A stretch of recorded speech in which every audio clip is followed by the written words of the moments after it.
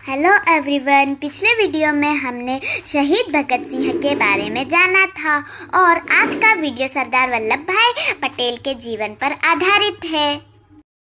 सरदार वल्लभ भाई पटेल का जन्म 31 अक्टूबर 1875 को गुजरात के खेड़ा जिले में हुआ था। एक गृह मंत्री के तौर पर उन्होंने देश की करीब 562 छोटी बड़ी देसी रियासतों का भारत में विलय करवाया था। ऐसा करके उन्होंने भारतीय एकता के निर्माण में एक अहम भूमिका निभाई थी। सरदार वल्लभ भाई पटेल को भारतीय नवीन भारत का निर्माता भी कहा जाता है।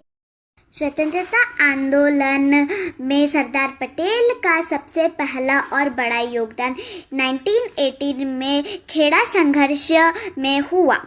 गुजरात के खेड़ा खंड उन दिनों भयंकर सूखे की चपेट में था। किसानों ने अंग्रेज सरकार से भारी कर में छूट की मांग की। जब यह स्वीकार नहीं किया गया तो सरदार पटेल, गांधी जी एवं अन्य लोगों ने किसानों का नेतृत्व किया और उन्हें कर न देने के लिए प्रेरित किया। अंत में सरकार झुकी और उस वर्ष करों में राहत दी गई। यह सरदार पटेल की पहली सफलता थी। बारडोली सत्याग्रह भारतीय स्वतंत्रता संग्राम के दौरान वर्ष 1928 में गुजरात में हुआ एक प्रमुख किसान आंदोलन था, जिसका नेतृत्व वल्लभ भाई पटेल ने किया। सरकार ने इस सत्याग्रह आंदोलन को कुचलने के लिए कठोर कदम उठाए, पर अंत विवश होकर उन्हें किसानों की मांगों को पूरा करना पड़ा। स्वतंत्रता के समय भारत में 562 देसी रियासतें थीं। इनका क्षेत्रफल भारत का 40% था। सरदार पटेल ने आज़ादी के ठीक पूर्व ही वीपी मेनन के साथ मिलकर कई देसी राज्यों को भारत में मिलाने के लिए कार्य आरंभ कर दिया। पटेल और मेनन ने देसी राजाओं को बहुत समझाया कि उन्हें स्वायत्तता देना संभव नहीं होगा। इसके परिणाम स्वरूप 3 को छोड़कर शेष सभी राजवाड़ों ने स्वेच्छा से भारत में विलय का प्रस्ताव स्वीकार कर लिया। केवल जम्मू एवं कश्मीर, जूनागढ़ तथा हैदराबाद स्टेट के राजाओं ने ऐसा करना नहीं स्वीकारा।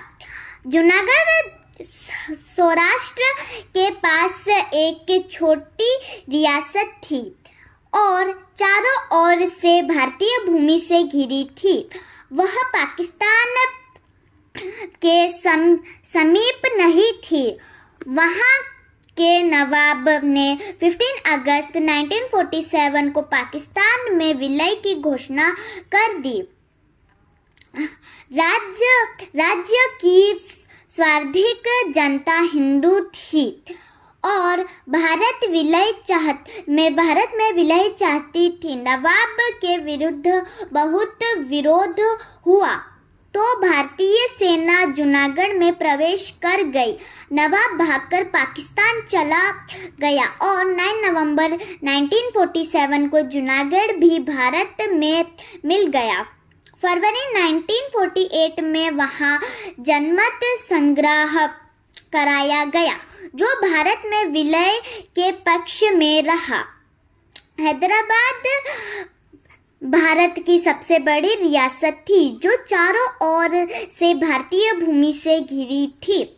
वहाँ के निजाम ने पाकिस्तान में प्रोत्साहन से स्वतंत्र राज्य का दावा किया और अपनी सेना बढ़ाने लगा।